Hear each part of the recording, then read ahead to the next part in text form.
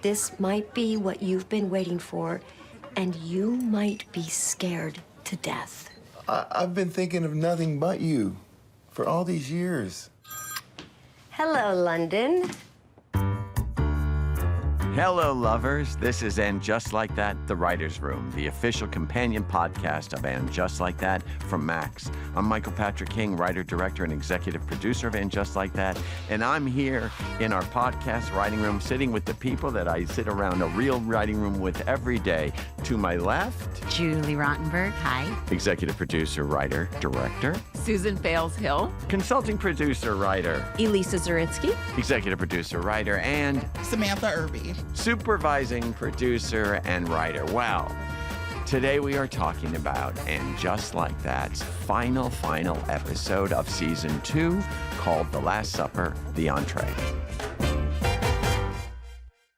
If you haven't seen this episode, please, I beg you, we all beg you, go turn us off and go watch it now, because this is the ultimate spoiler alert.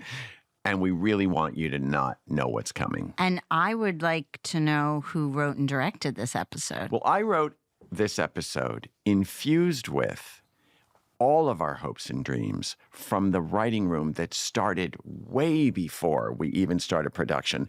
What's great about a finale when it's good from the writing point of view is you have been driving to this. Right.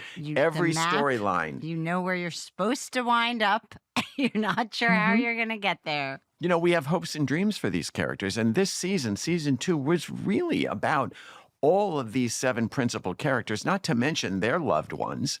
But like, what did we want to do with them? And our goal was to grow everybody and to literally give them a seat at the table, which is what the last episode is about, this Carrie Bradshaw dinner party. I'm curious. Elisa? I am going to ask you a question as a writer, because you did write this finale. What's your feeling going into actually putting all of our thoughts and dreams, as you say, into the scripts? Like, tell us just a little bit about your writing process. I like a real challenge. And I care so much about the work we've done through episodes 1 to 10 that even 10, when we were writing it, I was like, we had this idea. And what we loved about this was that we moved Carrie out and it was an empty apartment. So the idea of these characters all being together in one place is an idea that was very hard earned. And so when I sit down to write something, my first responsibility is to those characters and to what our dreams were. So I like a challenge. So this challenge of this was our new characters, some we know very well now, and some like Smoke and Lisette are still a little unknown, even though we've dived into their waters, but it's fun to do this. And we wanted to include them. It was important to have, we wanted everyone in that little space. Well, it's so beautiful to have emotional closure with everybody, and symbolically the fact that everyone really does have a seat at the table in the new iteration of this show. Anyway, so this episode also has the other question is there enough to do basically a cliffhanger? So we leave Carrie with a devastating moment with Aiden saying that he should have been in Virginia, and if he had been there, his child wouldn't have been injured in his mind. Speaking of guilt. And Which is what you do as a parent. Yeah. Coulda, woulda, shoulda. And then Carrie says at the last voiceover, and just like that, for the first time, I was worried. So the very first moment of this is, and the strangest thing about this from production is Carrie's in the same outfit in 2 different episodes. She ends episode 10 and it's the morning, and we want to let everybody know there's so much math involved in this. And sometimes you just write a thing to get you to the idea and then you abandon it, like the Met Ball. We had the idea they were going to go. We're gonna go. So I just needed the idea of unlucky 13 for her to say to Aiden, please come to the party because it's unlucky. And then it was 16. Anyway, and then the idea of what time is it? What time is it? when Carrie's getting the last scene in episode 10 and the first scene in this, so I figured it's like an hour and a half later, Carrie's coming in. And there's also a very important time moment coming up in a second, which is a very big moment, which is a call from London. But the episode starts with Carrie coming in, and the audience hears that Aiden's in Virginia on the phone, and he got Wyatt home, and he can't talk, and she says, go, I love you. So anyway, she opens the door, and there's her little kitten, and her phone rings, and it's a call, and it's Samantha. Now, of course, there was a huge spoiler alert and a huge leak. I think the opposite of a spoiler. Yes. Yeah, there was no Just a alert. It was spoiler. there was a spoiler ready to that, go. that Samantha leaked, the call leaked, because my goal for us was to have Carrie pick up her phone and look at it, see the word Samantha, and have the audience's head blow off. So when it comes around the sentimentality of something called The Last Supper, it's hard to not imagine that Samantha would have gotten a call from Charlotte and Miranda and saying, hey, Carrie's doing The Last Supper, and this time it's real. She's leaving this apartment. Because, I always, in my multiverse of And Just Like That, Sex and the City, they were always talking, always. And it was the texting and talking, and not just Carrie, but Samantha and Miranda and Charlotte. Because they would have, especially something like this. But we had laid off the texting this season because I felt we were going to the well too much. And there's that old rule: off stage is no stage. Yeah. Well, and we established So- it. I feel like we established they're in touch. The bruise has healed. So anyway, Samantha calls and she's quite upset because the plane has been fogged in and the crew timed out, and she was going to come for The Last Supper because Miranda and Charlotte told her, which I think is such a Samantha thing to do. And Carrie says, she's fucking furious. And then Carrie says, well, we'll see. We'll go out tomorrow. And then you realize, oh, it's casual. Yeah. Yes. It's not like some giant moment that they're talking. It's like, we'll go out tomorrow when you're here. It's no big deal. And Samantha says, I can't come because it's too late. I'm on my way back. And Carrie says, you're only going to come for one night, is really the friendship. It's so moving. It's like the flowers at the funeral. Yeah, It's you just were that only going to beautiful come for gesture. one night. And she says, attention must be paid. And then she says, hold the phone up. Put me on speaker and hold up that phone. All right, you're on speaker. Thank you for everything. You fucking fabulous, fabulous flat. Samantha, do you have a British accent? Who's Samantha? This is Annabelle Bronstein. I'm from India. Ta and cheerio. And have a great night. Ta.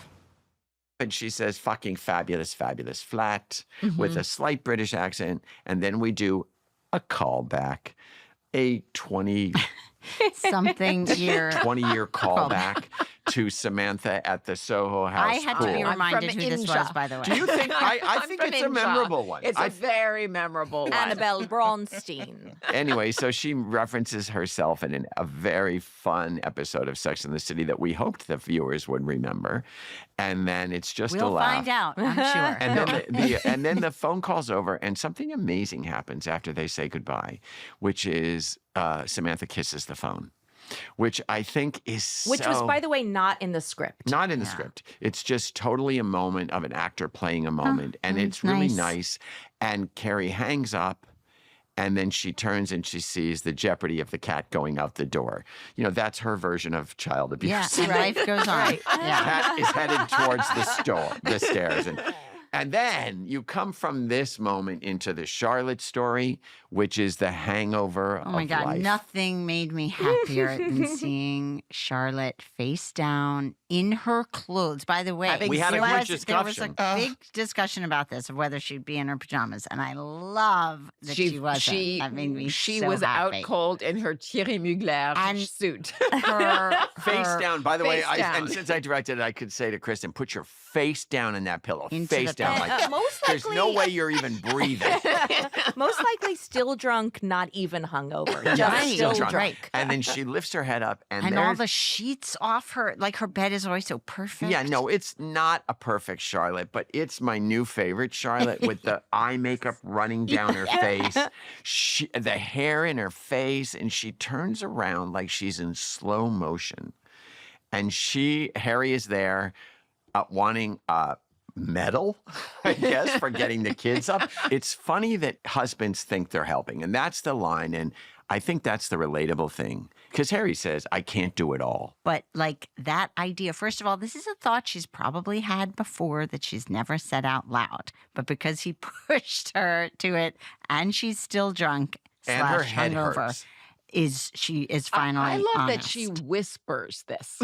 Yes, 'Cause her I head is agree. throbbing. I agree. So it's not very a roar. restrained. It is. But it it's does so it pointed. does It's the seem mouse like that it roared. is coming from the Her deepest viscera. well of her generation. Yeah, she's like speaking for her mother and her grandmother Well, she and says her what friends and women have been doing, Yes. have been Yes. expected to do.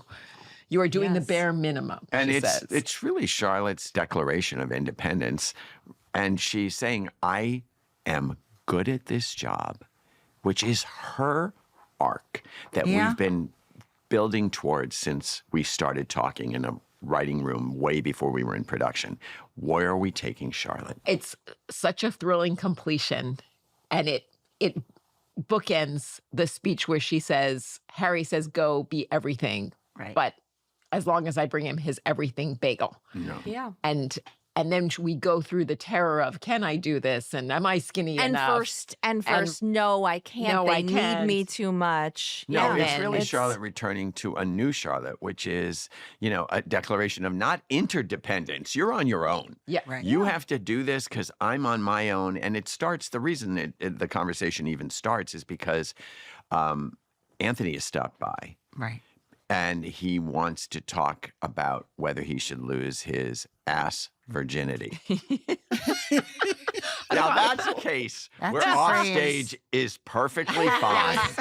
It is not, you don't need to see it when Harry. Unless you're a proctologist. Right. I You mean- don't want to be on this. When Harry says it, it's better than Anthony saying it. Harry saying ass virginity, and then my favorite line, it's a whole willy won't he situation. It's our spin of rom-coms. Because Anthony has come up against literally a wall in that relationship, which is he doesn't get fucked. But the reality is, it's a perfect example of how you have to keep literally balls in the air. Yeah, we're going to give Charlotte her moment, but we also have to keep Anthony's story in the air and give it to Harry and find comedy out of it. So she basically lays down the law, and it's the new Charlotte, and she doesn't have a phone. And that's why she's surprised Anthony is there, because he called her and she doesn't even know where her phone is because she threw it in a pitcher of margaritas the night I before. like picturing Anthony in the kitchen, like poking around, maybe peckish, eating something. I didn't need to see that. I Or like nervous just and having picturing fiddle him. faddle, Right. his go-to anxiety food. A little Ziploc of fiddle faddle that he travels with. And then just, unloading to the next best thing to Charlotte, which is Harry. Yeah, and of Like, course, over Charlotte's coffee. mother does surface when she says, he didn't say that in front of the children. Yeah, right. Exactly. But what I do love about this anal virginity story is it's not just about the ass. It is about who he thinks he Deeper. is Yeah. and his emotional terror of really surrendering. Yeah. So it goes, not to get Yes. vulgar, a bit deeper. It does, yeah. Than, And it is part, again, of his arc that we wanted to do. We have Mario Cantone, who is by far such a skilled clown. I mean, and I say that with the ultimate God. compliment. Right. I mean, if I think someone's a clown, I mean, any joke we write for him, he hits out of the park. Any area that isn't even a joke, he makes a joke. So our goal was to give him something to play to deepen that character, as well as we're deepening Charlotte's. Like, Anthony has to be more than the court jester. Mm-hmm. Not that it's not fantastic, but we have a series for a reason, And we'll to never grow people. The next character that we want to check in with is Naya, because her arc this season was, first of all, very vulnerable, not knowing who, I hate to say it, who she was if she wasn't having Cacio Pepe with Andre Rashad. And so even though she's an accomplished scholastic leader, she still is vulnerable on her own. And then we took her through her amusement park of sex and through the pain and the comedy, really, of seeing Andre Rashad do that terrible misstep as inviting her to the baby shower. So we wanted Thank you, to, Samantha Irby. we wanted You're to. Yes. It Oh was my really God. important for us to give her another job recognition. And we talked a lot about how that would happen. It's the split personality of the high and the low of all these characters, and the high achievement of Naya being a tenured professor at Columbia. And we wanted to reflect that in view of what we knew we were going to do with her the rest of this episode. So we have Jean, played by the brilliant Andre DeShields, Broadway legend. Tony winner, come in as, I guess, her mentor at Columbia. And he's this amazing, weighty, poetic character. And he announces to her that even though he just submitted her to the prestigious American Law Institute, she has been unanimously voted in. And it's great to see Naya thrown and surprised a little bit. And also, fun fact about Andre DeShields, he is also one of the few actors who has been on Sex and the City in the universe twice, because he played Charlotte's tap dancing instructor in Well, that one tap of the dancing episodes. instructor went to law school. It's a long life. Look, He's there too are- good to just have there are one. there are certain actors that you make You- an exception you for. Justin justify Theroux it, was yeah. on Sex and the Yeah. City twice because he was just like, well, who else is going to be better in that part than him? So when I sat down to write Jean, I was like, well, it has to be someone royal, and it has to be someone black royalty and scholarly and poetic. And I just wrote it really with Andre in mind, and we just said, would you do this? And he came in and he was letter perfect. But what he says that's important is, you're a jewel, and everyone at Columbia knows it, because the only person who doesn't know it in that moment is her. Naya, because she's feeling Alone. not chosen by her ex-husband. And it's also the reality of grief, that the Well, first time something incredible happens to you, you want to share it. And Well, Yeah. the story You point realize. being that she says to Miranda, she comes home and says to Miranda, this amazing thing happened, but The And first I want to go back to what you just said. I don't think it's that she doesn't feel chosen by her ex. She wants that kind of love and connection with someone. I think she knows it wasn't right with Andre Rashad. And this was something we had a big debate about when she comes home and says, you know, my first impulse was to call Andre Rashad, which that part I think we all agreed with. the It idea was- being when something wonderful happens to you, Yeah, you wanna- instinctively reach for the phone. She admits to Miranda, I had this weird impulse to call somebody who isn't in my life anymore by choice, their choice. And how sad is that? Miranda feels her sadness and does the chess move of reminding her of all her accomplishments, which is what our friends do. Miranda puts that out there, and Naya says, and here's the explosive thought on the table, and no man to share it with. There, I said it. And the idea to me of a strong person who manages deep thoughts as a teacher and legal arguments and complex thinking, to know that she said a thing that it's not cool to say, was the point. And whether we said the thing that was not cool, if she didn't say, there, I said it, Right. it would have been awful to me. Because she wouldn't have been aware of. The dichotomy. Yeah. Well, Right. and we've gone against the trope of the lonely divorced woman sitting at home eating Haagen-Dazs Isn't for that night the on edge. most naked moment, though? It is the most to naked reveal moment. that to somebody. Absolutely. And it's a beautiful moment, and it's a real moment, because however well you're doing, there is that sorrow. And it's not saying that you need a man to share your life. It's saying that Naya felt the gap of her achievement versus her. Personal fulfillment. Which is the yeah. reality for so many accomplished women of every color, that they are on their own. And there's a sadness there sometimes. And she's also, it's also just a moment. Yeah. Literally, it's just a moment. Because all she says is next is, I'm not going to the dinner. I don't feel like seeing people tonight. Yeah. I just got the sense I've acknowledged this emotional wound. I'm going to realign myself to know this isn't my identity, but I think the most healthy thing is that she acknowledges it. Yeah. And then Miranda, always tenacious and quite frankly, smart as fuck, says, I understand. Mm-hmm. And the interesting thing is, every time anyone's seen this episode, the next sentence Cynthia says, which is not a laugh line, always gets a laugh. I understand, but can I just say? And the thing she says is Michelin chef. And there's something very nurturing about that moment. And like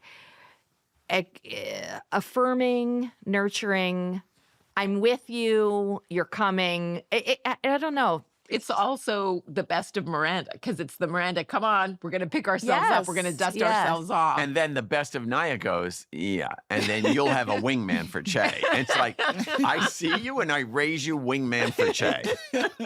But she does break through, and she changes the sadness to sarcasm, which is, I mean, come on, you can't ask for more than that. Mm-hmm. Sadness to sarcasm. Yeah, for it's certain vintage people. Miranda. And the reason Cynthia's Miranda is so, I think, zen and centered in this conversation, she's just sitting in that chair reflecting, is because she's just come from a reunion with Steve. And the Steve Miranda reunion has been in our hearts and souls. We knew we since, were writing to this. Since we were having trouble with them, we were like, what do we do for Steve? Mm-hmm. And we knew that he was at Coney Island, and we knew that Miranda had a little bit of a disconnect when Carrie knew that he was there. Mm-hmm. And Carrie calls her out and says, you know, you can go.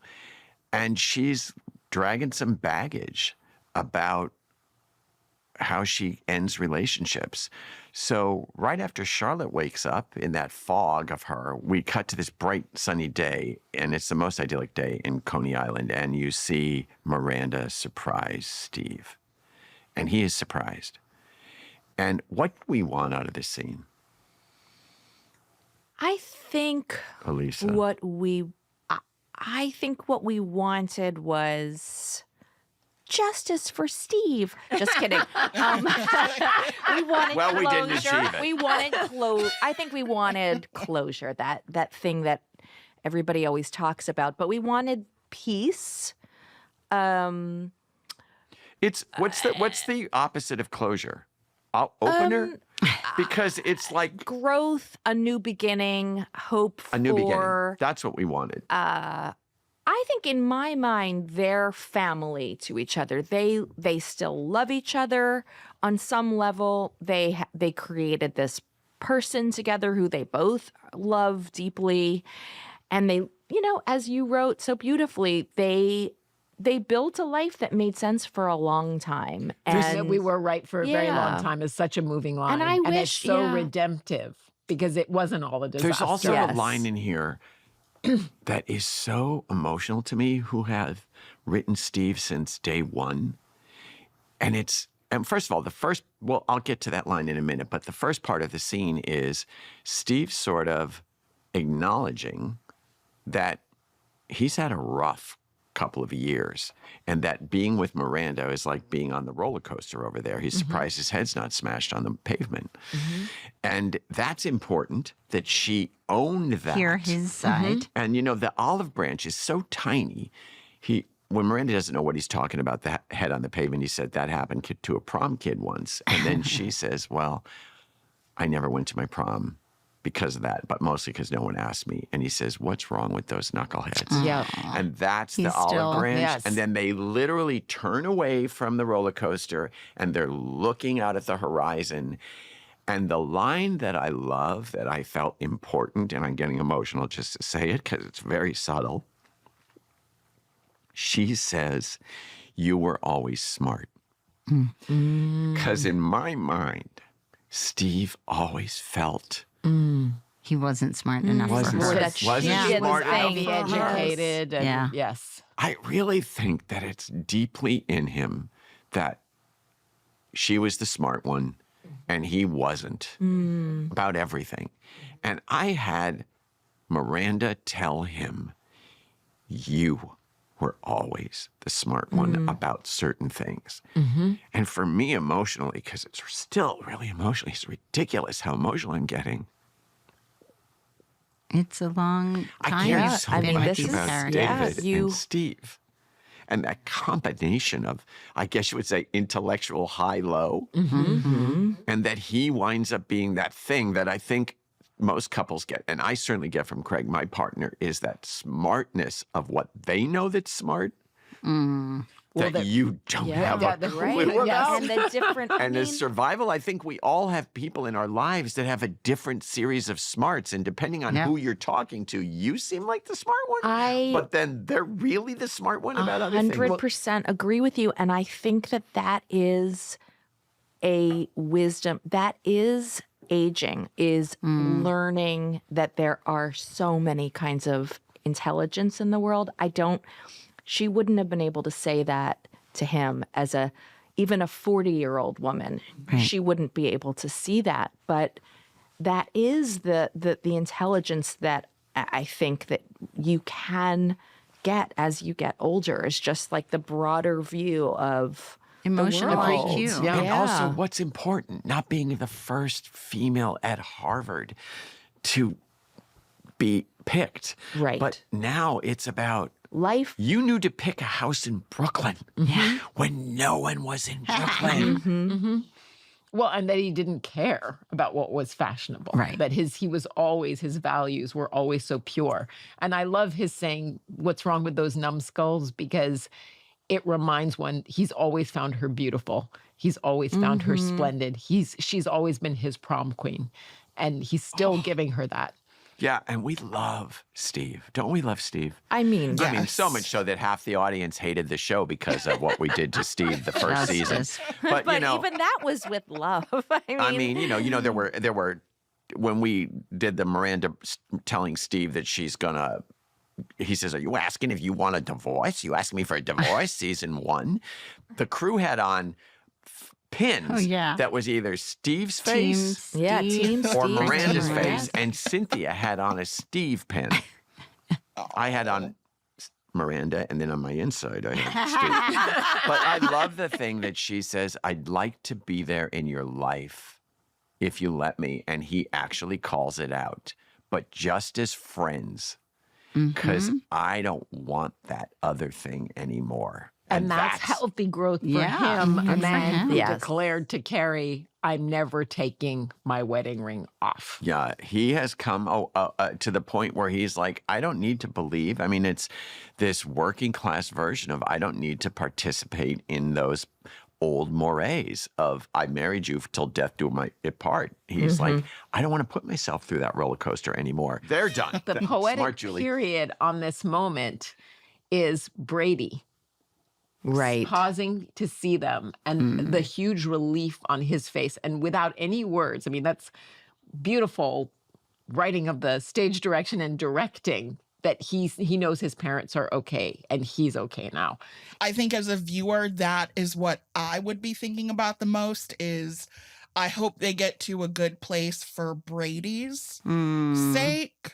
That was important to me, that they're like back on good terms because they have this kid to be responsible for until, he's 30. No one moves out anymore. No one gets off the tit. Oh my God. They He need will to be there. collaborate. Well, So I love that. We had so much fun collaborating on all these characters, and now we're at the moment where the most decadent thing of all happens. We're going to see every character that's been on the show, minus the children, because it's a dinner party and Julie and Elisa wouldn't let me bring them. No, that's not true. I didn't want the kids either on this one. This is the one time I was like, no kids, please. It would have been awful if those kids were there. The adult dinner party thrown by Carrie Bradshaw, who we all know is the center of the entire thing, is now sitting at the head of this table for 16 people. And the apartment, the discussion about the apartment, and the thrill of that big long table, and what would Carrie Bradshaw put that? Karen Weisel Holmes, who was our set decorator. Lost And many nights of sleep prepping for this scene. I mean, they were like, that's it. What are the flowers? I mean, coming in that door is like a runway. First of all, you see Sarah Jessica. In the off the runway, Oscar de la Renta, beautiful, the most exquisite Alice in Wonderland. Off the runway. Off the runway. It had steam coming off of it. It was from them to her body, never been even, it had just been photographed for the first time. And it was directly on her, and they knew.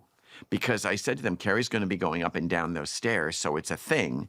And that dress had a horsehair underneath carriage. Crinoline or, yeah. Something that kept it out. So Yeah. it never deflated. All night it stayed up. But then you look around, every single person, it's just like a character study in what Molly Rogers and Danny Santiago did in terms of the best of that character. It's a carnival of design. Well, LTW's and Christopher John Rogers, who's a very hot African-American and the designer. jewelry and And I just want to say, because if you're watching the show, you might think that when we're doing this, we're working and everyone's just professional. But like for me, I'll just speak for myself. It was so special those days that we shot the dinner party, and they weren't at the end of the shoot. They were sort of towards the end of the shoot.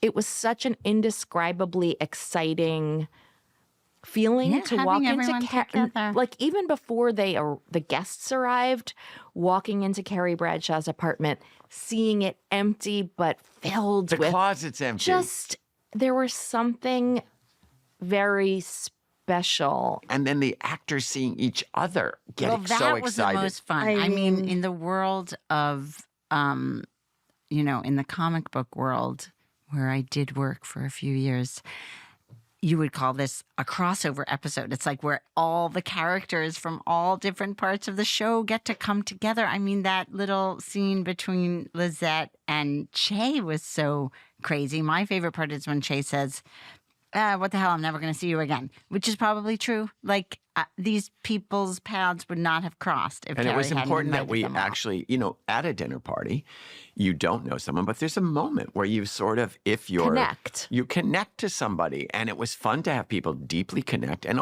all the storylines, I'll just run through them right now that we're trying to work out through this thing. It The was a first tapestry. thing, the first moment, and it's kind of the last time we've seen LTW was in the bedroom at dawn when she had miscarried, and she says to Herbert, he says, let's go to the hospital. And she says, okay, but I think it's too late.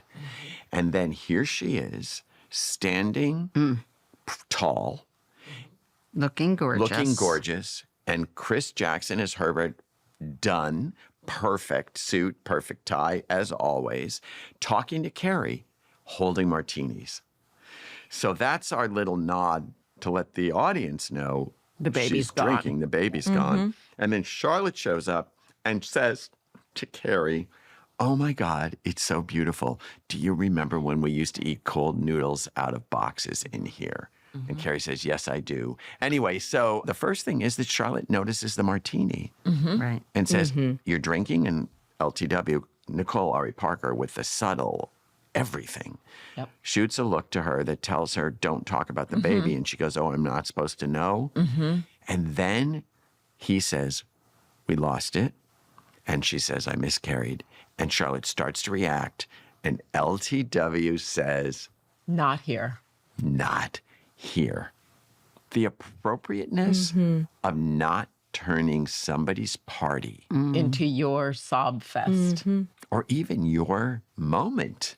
She won't even let Charlotte have a moment because Well, that's and I think she doesn't want to. She knows she'll If she probably opens break that down. door, Yes. it's a a very boundaried person. Yeah, so you get the sense, that she's pulled it together for tonight and she's kind of holding it together. Yep. And then Harry walks in and his acknowledgement about Charlotte's whole Declaration of Independence is, I'm going to keep doing this. He brings her the newest, most powerful phone he can because she lost her other phone. And it's his way of saying, do it.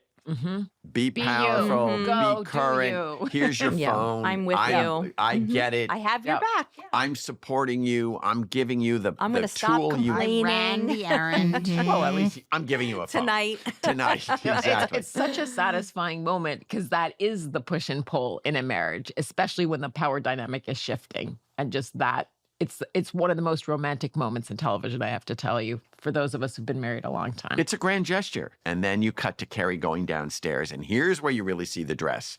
Float, float, float, float, float. And it's Anthony and Giuseppe. And they start up the stairs, and Anthony says, stop looking at my ass. It's not on the menu. So you understand, still no movement. Resolution.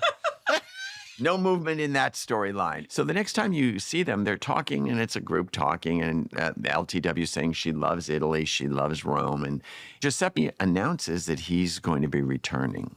To Italy, because it's too difficult to penetrate. I believe the word New is York. impenetrable. Yeah, the publishing industry. And Charlotte, ever still Charlotte, even though she's the new Charlotte, she says, but you're coming back, because she's trying to keep the happy. Yes, Couple. the happy ending. Yeah. They're her And he couple goes, after I all. don't know. And Anthony is thrown. And then later in the closet, which they're not in the closet, but later in the closet, he says, I won't let you fuck me and you're leaving the country.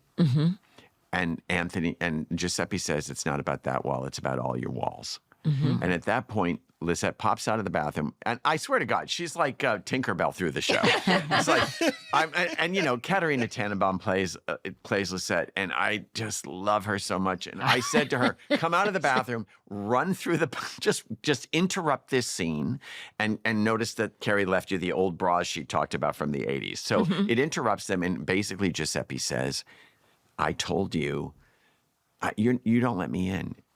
And Anthony cracks.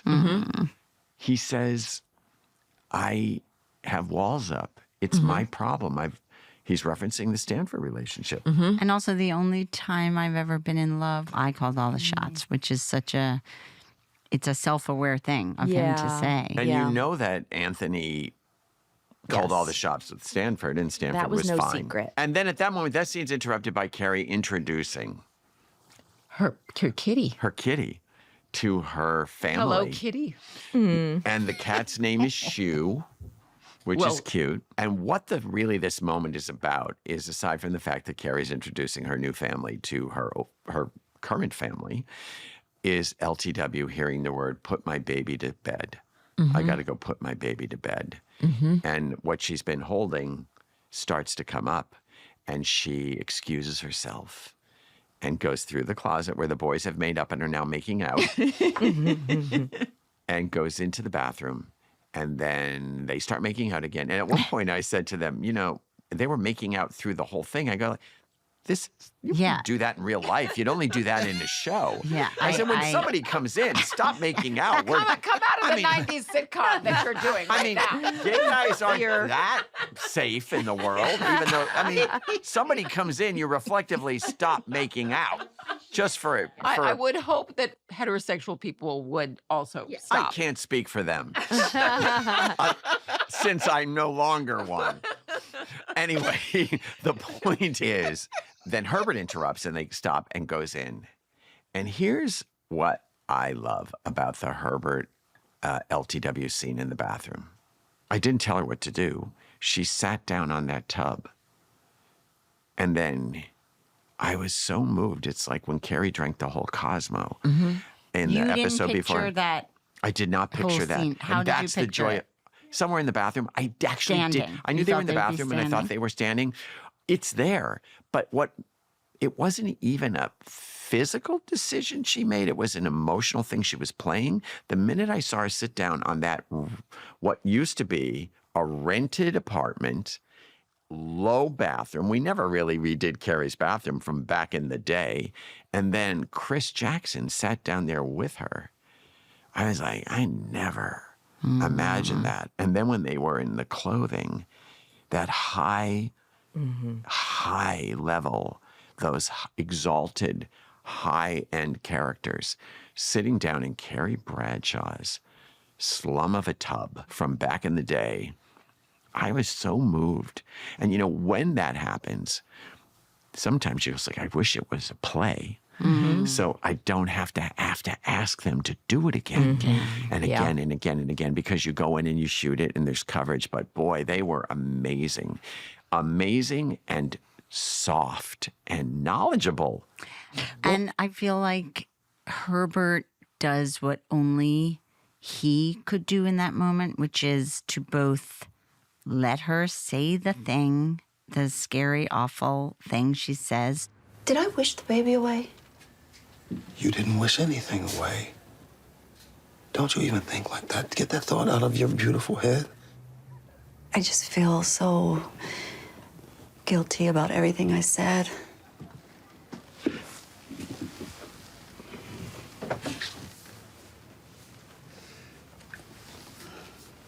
You have feelings. We both have feelings. I was thrown too, but Lisa, thoughts are only thoughts. And there's nothing to feel guilty about. It wasn't meant to be. It wasn't meant to be. And God has other plans for us.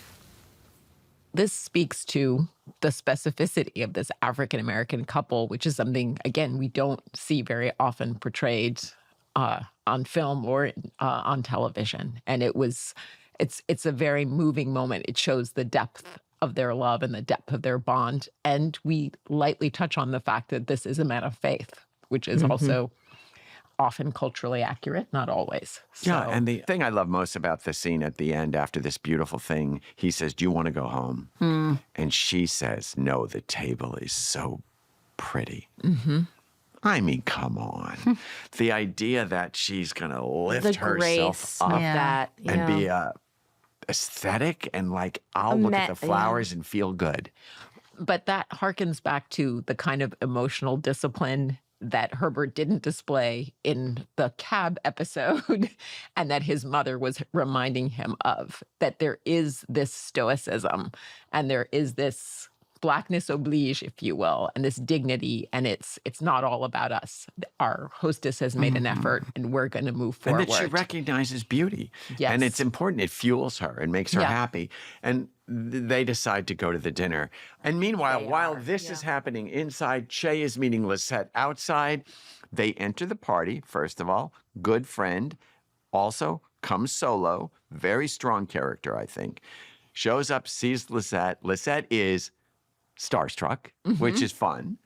That, someone is geeked out. Like, and the dialogue is so awkward. Like, and Lisette, Katerina plays like, do you have any new comedy thing coming? Like, it's like a jewelry designer talking to a stand-up about show business and doesn't even have the words. And Che's given her the kind of like, yeah, hi, I'm polite. And then Che goes, look, it's the thing Julie was talking about. Yeah, Julie. it felt to me very real that that moment when you are talking to a stranger Friend at of a a party. friend. Yes, it's like, how honest am I going to be? And then Che's like, fuck it, I'm never going to see you again anymore. Yeah, I mean, and I like that about Che. They call it out and make this like, I'm going for broke here. And they say they're emotionally transitioning. The old me isn't here, is done.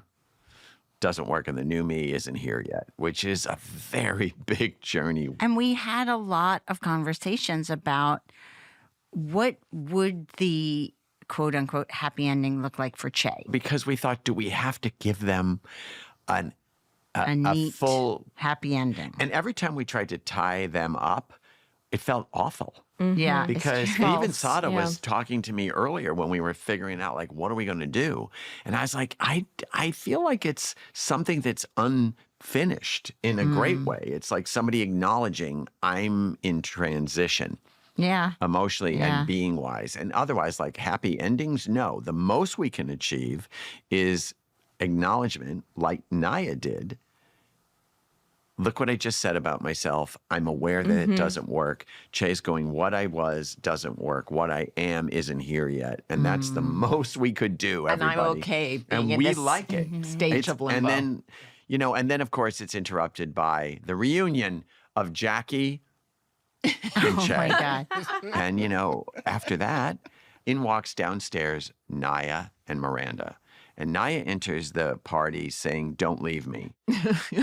I got your back, you got mine. And here is our biggest stunt of this season. You think Samantha was the hard stunt? No. What we wanted to do was introduce a character in the very first episode for Naya, have him disappear. Not see him again. Not see him, for but the we next knew he was 10 going to show up somewhere. At the end. When she least expected it. Toussaint, who was in a restaurant earlier and talked about her purse being a rampart, shows up out of the downstairs apartment as the Michelin chef, and Naya's gobsmacked. And because he's beautiful. I have to say, if I didn't live in New York City, Brooklyn specifically, I would think like, oh, how convenient. It happens all the time in New York. Like you will not see someone for years on end and then see them twice. Exactly. Your paths start to cross. And he's also an avatar for a whole new wave of celebrity chefs of color like Marcus Samuelson and Kwame Onwuachi. And he's just this beautiful, multicultural man. And what's really not common is to get Gary, that amazing actor, to say, I'll do one and then I'll come back at the end. I mean, we had to say, Gary, it's important. It seems like it's not one just scene, one scene. but it's not. It's the end of an arc that we've been building for 11 episodes. And he's like, all right, let's do it. And he's one of a kind. And so, of course, Naya's thrown. And we wanted to give her a victory, not just professionally, which we also wanted to do, but it's like she earned that. Yeah, we wanted to give it's her like a present. I guess, chef's kiss, if I will, of a happy ending. So Miranda goes upstairs, and there is Che. So now this moment is, what are we going to do with this moment? Well, and Samantha, we have to get your thoughts on the poetry of this discussion happening in the about that. kitchen. at the scene of the fingering. erotic crime. Yes, Fingering. It is the scene of the crime. It is where Che's doing shots with the bartender, which I love, by the way. And then Miranda walks in and sees them and charges ahead. Doesn't even hesitate, taps Che on the shoulder. Che turns around, doesn't know who it is, almost chokes on the lime wedge. Double shake.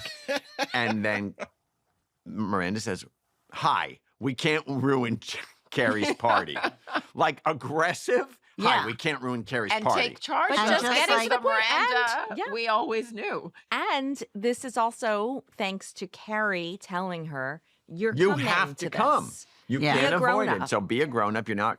You're So she put her alive big girl pants because on. people are not alive in Carrie's life, and you're alive and you're coming. And so Che immediately apologizes on purpose. We wanted Che to feel what they did in the stand-up club, and says, if I'd known you were there, I would have never done those jokes. And then Miranda But they says were the funny, real right? thing, like the real hurt was like, did you actually feel that way? She asks Che, what were we? And Che says, Miranda, we were a train wreck. Because they were. And the entire viewing audience exhales. Everyone exhales but Miranda, who wants to make this something that needed to happen. And Cynthia's portrayal, and she asked me, why is Miranda saying this? And I said, Miranda's saying, I didn't go through all of this to be, dead on the side of a train wreck.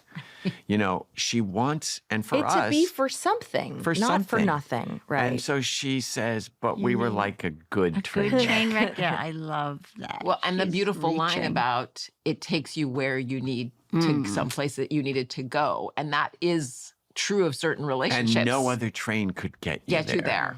And that's Che. the truth. Yeah. No other train but Che could have gotten Miranda out of that dead file that she was living in, which was unrealized career-wise, unrealized marriage-wise, Unrealized sexually. and unrealized personally. Like her identity was unrealized. She had lost herself. And then Carrie spins by and checks in on her two friends. Everything okay? Great hostess. Not going to get down in any sad moment with you. Just, is there any triage that needs to happen? Checking in. But I'm a hostess. I got to move. Give me a shout out if you need a flare, but goodbye. And then in walks Sema and Ravi. Now, the idea of Sema being with a man that she said she loves so quickly for Sema's book. I mean, you can meet somebody and in 2 days say I love you, and it's accurate. But Sema does not allow that. She don't play that.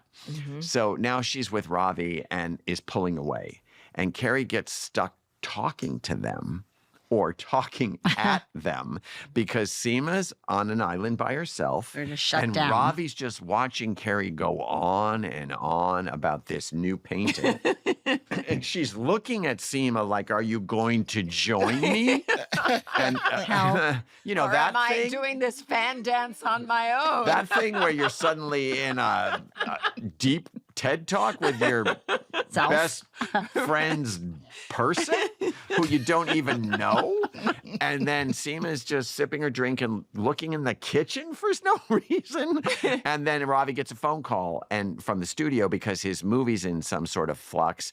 And Carrie calls Sema out and says, you've got to add something to this conversation. You're not and a temp. Sema says, I'm not going to put any more into this. I said I love you too soon. The last time I did this was when I was a temp in 1990, and I slept with the junior partner, and then they let me go because I was saying I was a temp. And Carrie goes, you were a temp. And Carrie tells her, you're afraid. This is tough love. And it's sort of like finally they've had a number of moments where Sema has basically held up a mirror to Carrie and said, you've had love. So now I feel like Carrie is actually witnessing what is possibly a pattern for Sema, which is like, here's a guy who appears to be completely into you and you're pushing him away. And she says, I think you may be afraid. It's the thing you've been waiting for. Now, we don't even know if we're on board with Sema's relationship, but we know that Sema's behaving in a fearful way, which tells Carrie, breathe, she says to her, breathe. And then that very moving line, you're not a temp.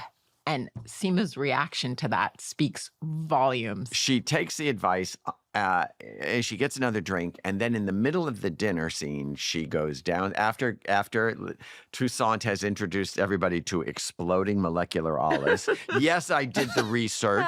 And by the way, You've been to the Everything dinner is real. parties. spoiler alert. How many calls we made molecular olives? And, you know, they're perfect. They're done. They're made with olive essence and oil. And they hold together on a spoon and explode in your mouth just for the joke when Naya says to Toussaint, very eye to eye, ooh, that exploded in my mouth. I wasn't expecting that. Yes, we're still born of the Sex and the City world. We're doing exploding man things in her mouth. But the next day, after I think we did the olives all in one day, all the actors started going, did you have a little problem when you went home? Did you have a little problem when you went home? Wait, Did you? seriously? And, yeah, there was a lot of. So they're a wonderful laxative? They're Olive? a lot of the Hysterical. olive oil, the oil, Oh, the the content. oil. And you know, because in the show, folks, spoiler alert, it's not really happening. They had to eat a lot of molecular olives. Now, and there was You're just supposed to have one or two. I'm learning. yeah, but not and a you know, jar. and Carrie Bradshaw, by the way, is game. As she says to Che, should we just dive in? And they just start eating these molecular olives. And it's like Kristen was like, I didn't eat any. Kristen was the only one.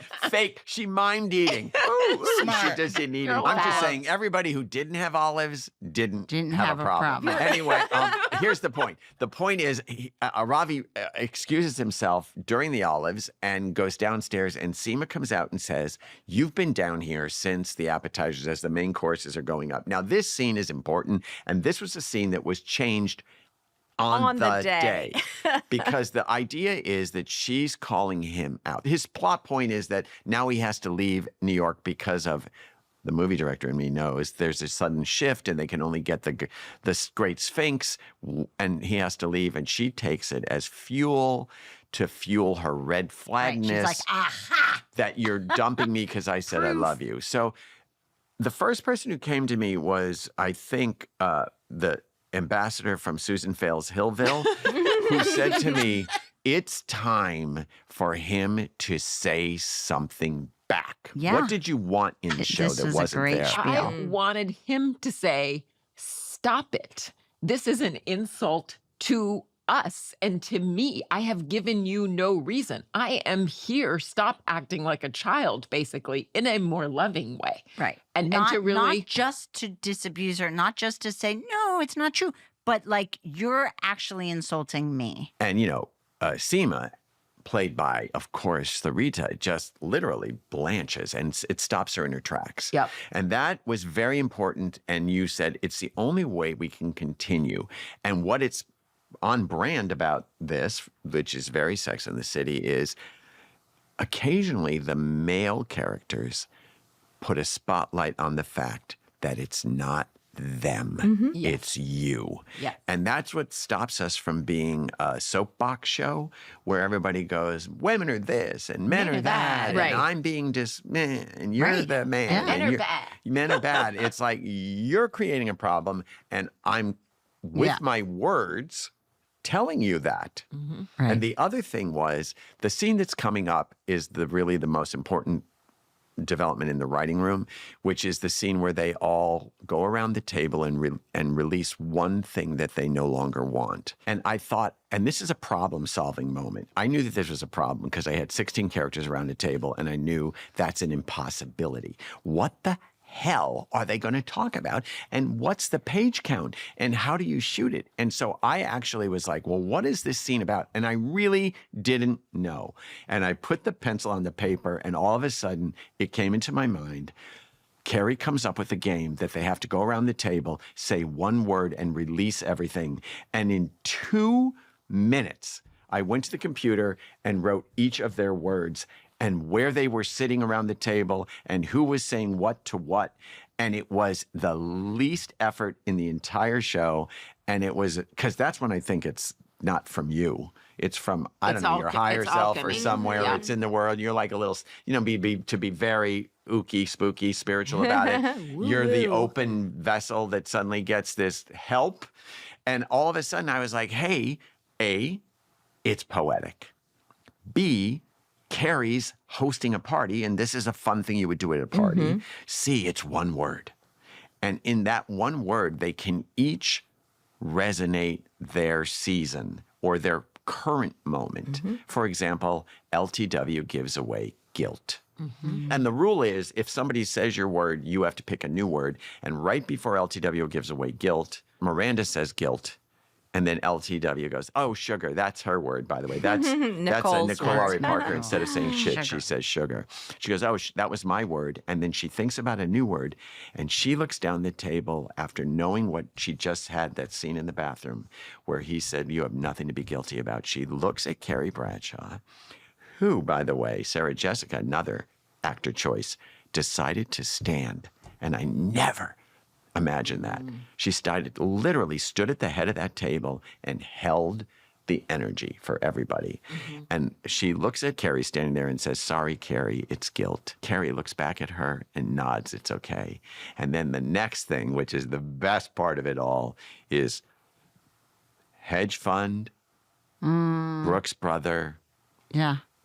Always fully realized knows man what to say. is so overcome with emotion, he can't play it. And he says, you're going to have to come back to me. But that was the fun. And it was the surprise. And you reading it going, what's this? And I go, I know, like it's a gift we give each other every now and then, how we interpret these ideas. And then Carrie gives this speech, which is just about letting go of expectations. And in some way, it's a voiceover from Sex and the City, but really happening the way Carrie speaks. So you say, oh, that's how she writes, but this is how she speaks. And she says, I'm giving away expectations. Expectations. And to be clear, I'm not talking about having dreams or wanting something to happen. It's so important. I'm talking about, assuming things will go the way we think they should for whatever reason, because you never know what tomorrow will bring. And it might be greater than anything you ever expected. Carrie, that was way more than one word.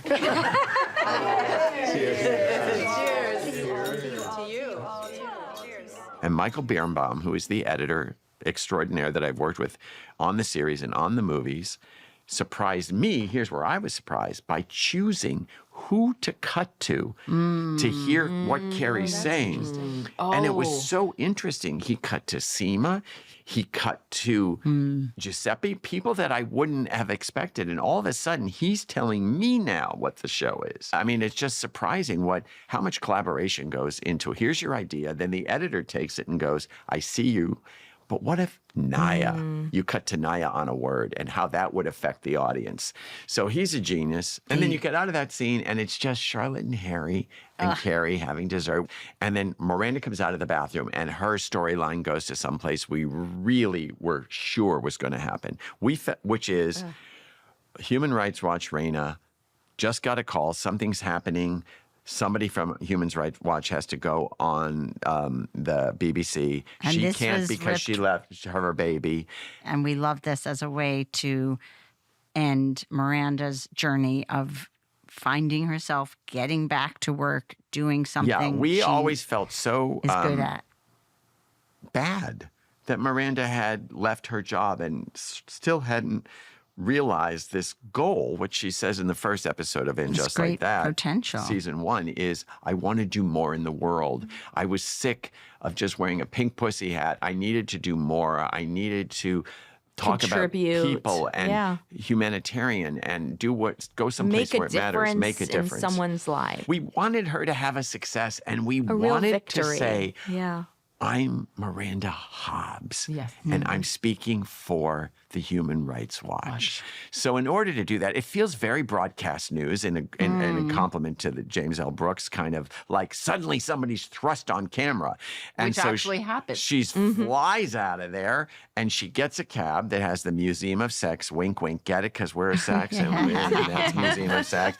And then she goes, and she's met by Joy, and that's played By Dolly Wells. Dolly Wells, The who fabulous. is the fabulous actress, the fabulous writer. And Dolly said she would play Joy, who is the BBC rep who Miranda met at the UN. And they sit down, and Joy is taking her purse and says, here we go. Are you ready? You'll do fine. And afterwards, we'll go for a drink. And Miranda says, I don't drink. And Joy says, you might. You might. You know, that irreverent British humor. British humor. And then the most important thing that happens right before they go on, Miranda does what? Looks at her initials, which was a way to. Her tattoo. Her tattoo. Initial. A callback to episode 3. And Which it's- is really Chapter 3. Her reclaiming of herself. Exactly. And she says she wants to do something that reminds her not to slip back. And there she is, pulling strength from her own name. And she goes on TV and says that. Yeah. And while Cynthia is playing Miranda, who's doing very well, and you can see Joy nodding, you're killing it, we cut to Sema and Ravi home. And he has a fix to her problem that they're going to be separated. You'll go with me to Cairo for 5 months.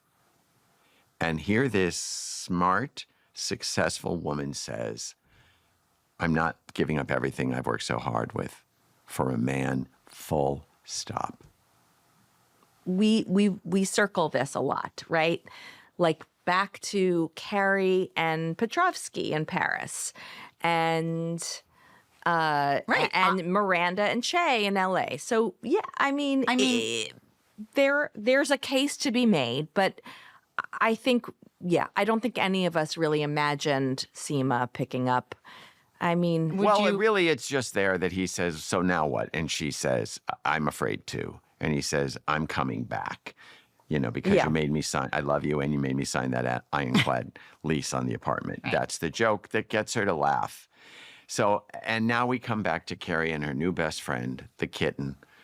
And she's doing the post conversation about the party, and she hears a tick, tick, tick on the window. Oh, I'm sort of dreading this I know. conversation even. And she looks out the window, and there is Aiden throwing a rock up at the window, much like she threw a rock up at his window in Sex and the City when she visited him at night after his second return. And she says, come on up. And he says, I was working the buzzer. That's writing justification. And Carrie says it broke because of so much activity tonight. And he walks into the apartment, and then she realizes what? That he's broken in his the own apart- rule. That he's actually there, and this can't be a good sign. I mean, And yeah. he has such a state of calm and presence.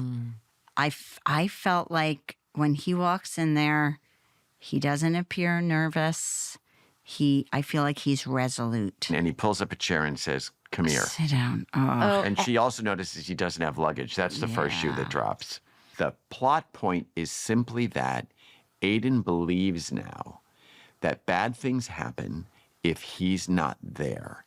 He admits to her that he's really the home for these three boys.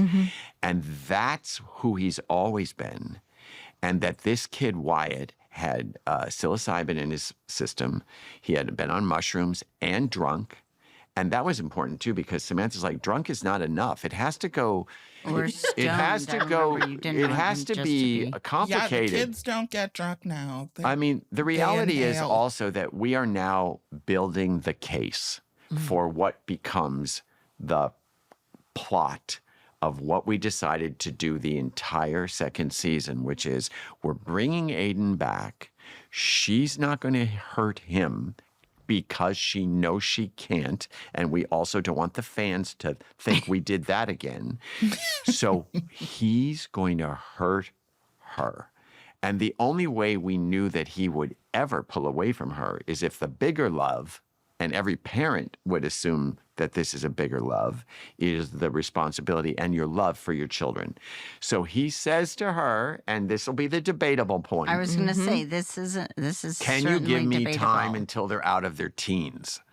To Wyatt's out of his teens, not all of them, but they all need me. And she goes, that's 6 years. And then he desperately says it's 5. His birthday's next week. So the question is, what is happening right now? Well, we also gave the audience some new information, which is that he really is the primary parent. And that is certainly not a traditional thing. Or for a man. he feels that he is. Yeah, and she's definitely trying to work. Of course, you be there as long as you need to be. And he goes, no, I can't keep doing what we're doing. That's the first horror movie. And the second one is she's like, well, I'll come down to you. And he says, no, because I'll only be thinking of you if you're there. And she says, are you never even going to think of me? And he says, I think about nothing but you. So that's the most he can give her. Snapping of the fingers. And then he snaps and says, it's only 5 years. And we haven't seen each other in 10 years. And it went by like that in 5 years. And he doesn't snap, he says, because I already did, but you didn't see it. That's how quick it was. And she blows out the candle. And as the smoke of their relationship rises, literally, and that was not intended, when she blew out that candle, it was like the most visual special effects that really wasn't a special effect. She says, I thought I'd given up. And he says, given up what? She says, expectations, which is the thing she had talked about everybody giving up at the dinner. So we have this complicated thing happening now. We go into a montage where Michael Bierenbaum beautifully edited it. And it's this beautiful song called Golden Hour. And it's where everybody is. And we see that Charlotte and Harry are doing the very commonplace thing of trying to be in a bed and start their phone. And iPhone working. yeah, New iPhone. and then Program Charlotte says, should we get rock? And he says, no, we can do this together. So that's their story. Then we see Miranda and Joy having drinks. And Miranda is looking at Joy like something real is happening Yes, or and- something smart has happened. Well, and you see they're equally yoked, as the expression goes. These are two women who belong together. They're complementary of each other, match and they match. their energy. And Like-minded. I will say, when we filmed it, they were just chattering away as if they were Yeah. the oldest but best new friends with each other. It was Whoever was we wanted quite to, entertaining. well to matched. give Miranda to end the season with, it had to be an equal or someone who's even got information she doesn't have. Yes. Exactly. And that's what you get, like, oh, I'm punching A up at sparring Miranda. partner. Yeah. And then, Naya and Toussaint come home, and we talked a lot about we don't want them to be in bed. We don't want to start We've because seen- Naya was yeah, not in bed she's in had the a first lot of montage. sex, yeah. And we wanted it to be something more. So No, and it was- he says, do you have anything to eat?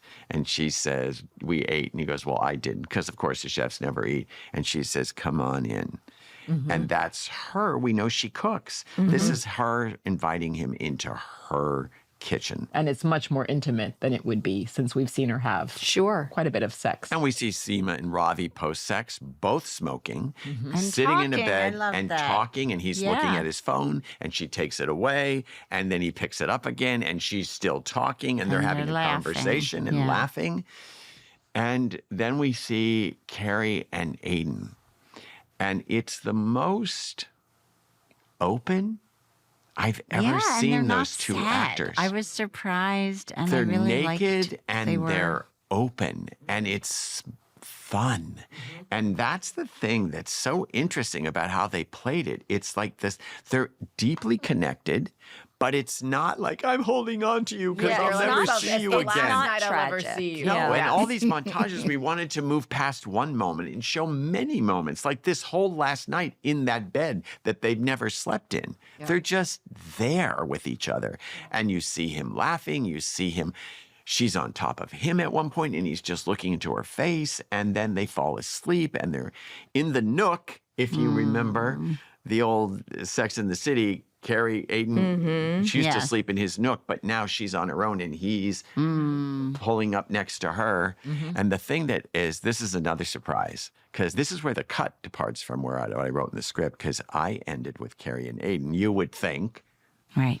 And then Michael chose to put Herbert and LTW last, I love which is that. like such a surprise, but it's profound how far up we've moved them.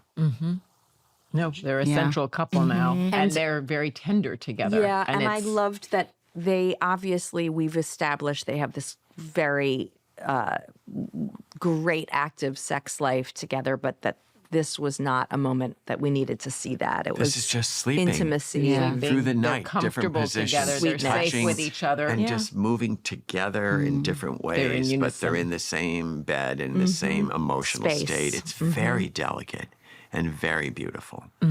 And then you end in the montage of Carrie and Aiden walking to the door. So she says, no matter what happens, this, and she points to the new apartment, which is very important for us to claim that new apartment. And then she points to them, and this was not a mistake, echoing what he said Yeah. about their apartment. They both, in the last episode, how they both made mistakes. And he says, and it's the most clean, effortless performance. Nothing bad's going to happen. Yeah, And then she stands at that window with Shu, with Shu. and it's quite happy. She's like- it's- complete in herself. You know, it's not as if like her other half is leaving. Right. It's There's hope. you feel Carrie What you Bradshaw's going all to be think okay. about what happened and what you all think that what their individual states are, we wanted to end with that moment of believing the truth of they've made this connection and it's going to stay there. And then she closes the window and Sema calls and says, I've got us. We're not going to, he's gone. Yeah. Ravi's gone. Aiden's gone. We're this not is going to. a We're way going to. to We're not going end to. We're not going to. We're going to on sit a in this high hot note. city. We're going to go to a beach, and we cut to them. And Carrie says, "I'm not going to the Hamptons. They're in Greece."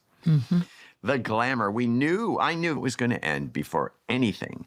That Carrie and Sema would be sitting on a beach in Greece, looking out at the horizon. That it would not end with Carrie and Aiden. And I'm so glad. I knew that, and then I Me forgot it too. when we were shooting that day. And then you reminded me, this isn't the end. It's like, oh, right. Thank And God. they Right, it ask always- the dramatic question, will they come back? And then they say, well, there'll always be more. Men, no cocktails.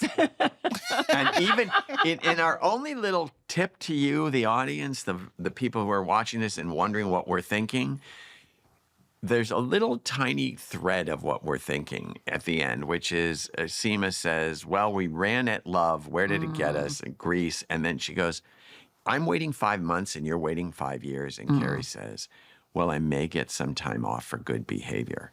Like, you would only say that if you already are going, it's not going to be 5 years. You know, she's very cute, but then she does move on to say there'll be others. Yeah, And then she it's ends. open.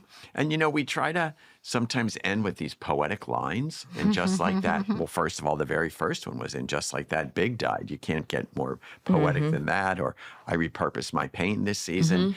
And when I tried to write something poetic for this, it was just too forced. So I thought, what's the most poetic thing Carrie Bradshaw can do? She orders 2 more drinks and says, just like that, I ordered 2 more Cosmopolitans. We've loved writing this season, all of us. We've loved, it's our personal joy to write these characters because they all have parts of us in them and parts of our friends, as you've heard, and parts of our lovers and husbands And our family, wives, and it's whether they like it or not. Children. We really do Occasionally. love our children, all of us. Really. the fact For of the the matter record. is we've done a little journey of these characters, and hopefully you've known the original ones very long, so you've enjoyed the new sides we've done.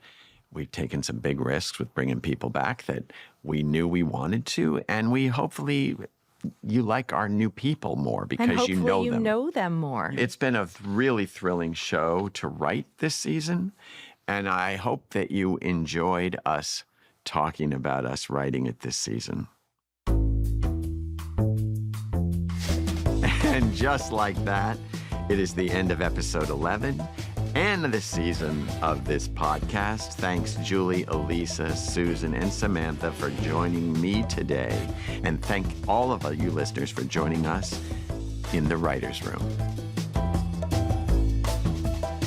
And just like that, The Writer's Room is produced by Neon Hum Media for Max. At Neon Hum, Sharon Morris is the executive producer. Joanna Clay is the lead producer. Sammy Allison is our head of production. Zoe Culkin is our associate producer. Sam Baer is our engineer. That's it for the show. Thank you for listening.